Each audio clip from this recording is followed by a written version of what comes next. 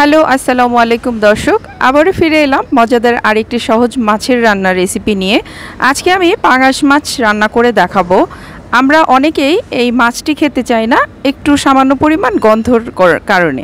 তো এই গন্ধটা কিভাবে পুরোপুরি দূর করে একদম সুস্বাদু ওয়েতে এই মাছটি রান্না করা যায় সেটার টিপ সহ আপনাদেরকে এই রান্নাটি করে দেখাবো।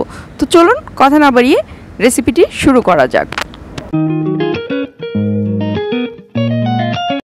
প্রথমেই আমি এখানে বড় সাইজের পাঙ্গাস মাছের টুকরোগুলো নিয়েছি। এখানে 7-8 পিস করে আছে।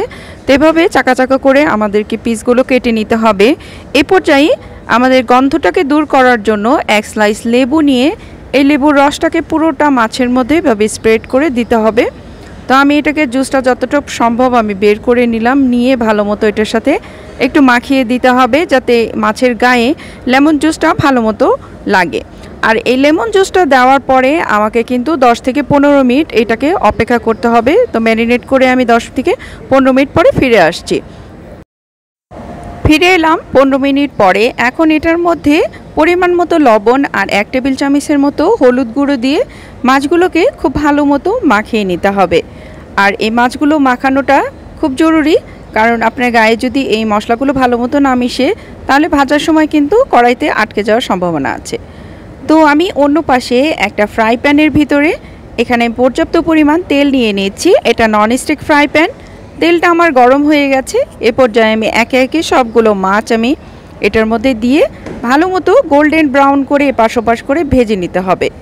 তো আমি মাছগুলো ভেজে নিচ্ছি ঠিক এইভাবে। দেখুন, মূলত পাঙাশ মাছ কিন্তু ছোট হলে একটু গন্ধটা বেশি থাকে। তো আমার মাছটা একটু 3 কেজি ওজনের ছিল, আপনার চাইলে থেকে বড়ও নিতে পারবেন। তো আমার মোটামুটি এটা ভাজা হয়ে গেছে, উঠিয়ে নিয়েছি। অন্য পাশে একটা কড়াইয়ের ভিতরে আমি তেল নিয়ে নিয়েছি, আর যে ভাজার অবশিষ্টাংশ তেল ছিল সেটাকেও একটু মিশিয়ে দিলাম। আর এখন আমি ফোড়নের জন্য দিচ্ছি 1/4 টিস্পুনের মতো জিরা এবং 1/4 টিস্পুনের মতো মেথি। এটাকে দিয়ে একটু ভেজে সরাসরি আমি এখানে 1.5 কাপ পরিমাণ পেঁয়াজ কুচি দিয়ে দিলাম।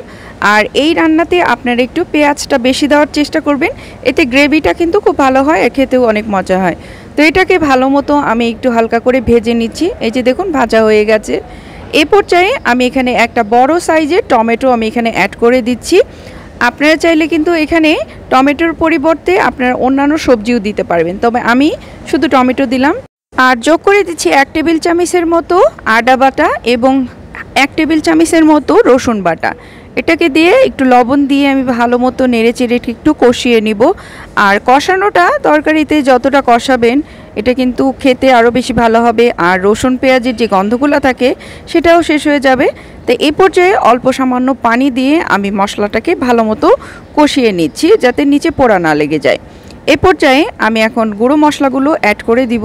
এখানে 1 টেবিল চামচের মতো আছে মরিচের গুঁড়ো, এখানে মাছের মশলা আছে 1 টেবিল চামচ, হলুদের গুঁড়ো আছে 1/2 টিস্পুনের মতো, আর এখানে 1/2 টেবিল স্পুন করে জিরা এবং ধনের গুঁড়োটা আমি ভালো মতো মিশিয়ে দিচ্ছি। ঠিক এভাবে এটাকে আমাদেরকে অনবরত নেড়ে যেতে হবে এবং মশলাটাকে কষাতে হবে 4 থেকে 5 মিনিটের মতো। 4-5 মিনিট এভাবে মশলাটা কষালে কিন্তু যে কাঁচা গন্ধ থাকে সেটা চলে যাবে। সামান্য পরিমাণ আমি এখানে পানি অ্যাড করে দিলাম যাতে নিচে পোড়া না লাগে এবং ভালো মতো এই মশলাটাকে কষানো যায়। তো আমি এটাকে মিডিয়াম জালে ভালো মতো কষিয়ে নিয়েছি। দেখুন আমার কিন্তু 3-4 মিনিট এটা হয়ে গেছে। এই পর্যায়ে আমি কিছু এখানে ফালি করা কাঁচামরিচটা দিয়ে দিচ্ছি। ঝালটা আপনাদের স্বাদ অনুপাতে অ্যাডজাস্ট করে দিতে পারবেন, তবে পাঙাশ মাছ একটু ঝাল ঝাল হলেই কিন্তু মজা লাগে, তাই না? তো আমার দেখুন এটা কিন্তু ভালো মতো কষানো হয়ে গেছে। এই পর্যায়ে আমি এখানে ফুটন্ত গরম পানি 1.5 কাপ পরিমাণ এখানে অ্যাড করে দিব। আর আপনাদের যদি বলকটা তাড়াতাড়ি আনতে চান এখানে ফুটন্ত গরম পানিটাই ব্যবহার করবেন, এতে কিন্তু তরকারির স্বাদটাও কিন্তু ভালো আসে। তো অপেক্ষা করছি বলক আসা পর্যন্ত। তো বলক চলে এসেছে। এখন আমি এই বলক তোলা এই ঝোলের উপরে মাছগুলোকে আমি অ্যাড করে দিব এক এক করে। আর এটা দিয়ে কিন্তু আমাদের ফাইনাল কাজটা হয়ে গেল। তো আপনারা যতটুকু ঝোল খাবেন সেই অনুপাতে আপনারা এটাকে কুক করে নেবেন ঢেকে রান্না করে। তো আমি খুব বেশি এটাকে ঘন করব না, একটু হালকা ঝোল ঝোল রাখবো। সেই কারণে আমি কিন্তু প্রায় 10 থেকে 12 মিনিট পরেই এটাকে আমি নামিয়ে ফেলব। আর চ্যানেলে কিন্তু আরও মাছের রেসিপি আছে, আপনারা চাইলে দেখে নিতে পারেন। এই যে দেখুন আমি কিন্তু চলে এসেছি, আমার রান্নাটা একদম ডান হয়ে গেছে।